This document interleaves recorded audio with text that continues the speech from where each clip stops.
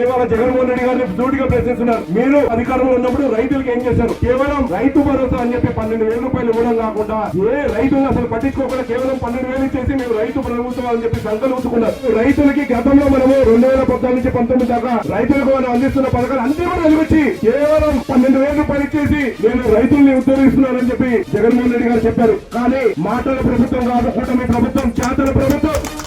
రైతులకి చెప్పిన దానికన్నా ఎక్కువ చేయాలని ఒక సదుద్దేశంతోనే గతంలో ఆక్వా రైతులకి 4 నుంచి 5 రూపాయలు ఛార్జ్ చేసేవారు. జోన్లుగా విడదీశారు. ఆక్వా జోన్ అంటారు, నాన్ ఆక్వా జోన్ అంటారు. ఆ జోన్ ఏందో దాని అడ్డులేందో ఎవరు కూడా తెలియని పరిస్థితి. అలాంటిది మన ప్రభుత్వం రాగానే ముందుగా ఆక్వా ఫీడ్ ఏదైతే ఉందో ఆ ఫీడ్ ని కొద్దిగా తగ్గించడం జరిగింది. అలానే ఆక్వా రైతులకి జోన్ తో సంబంధం లేకుండా 1.5 రూపాయలకి ఆక్వా రైతులకి మనము విద్యుత్ సరఫరా చేస్తున్నాం. జనరేటర్ మీద సబ్సిడీ ఇస్తున్నాం. హైదరాబాద్ సుజల మంది ప్రాజెక్టు, ఆ ప్రాజెక్ట్ ని గాడి కొనేశారు. మన ప్రభుత్వం వచ్చిన సంవత్సరం రోజుల్లోనే ప్రాజెక్ట్ ని ప్రారంభించి నీళ్లు కూడా ఇవాళ అందిస్తున్నాము.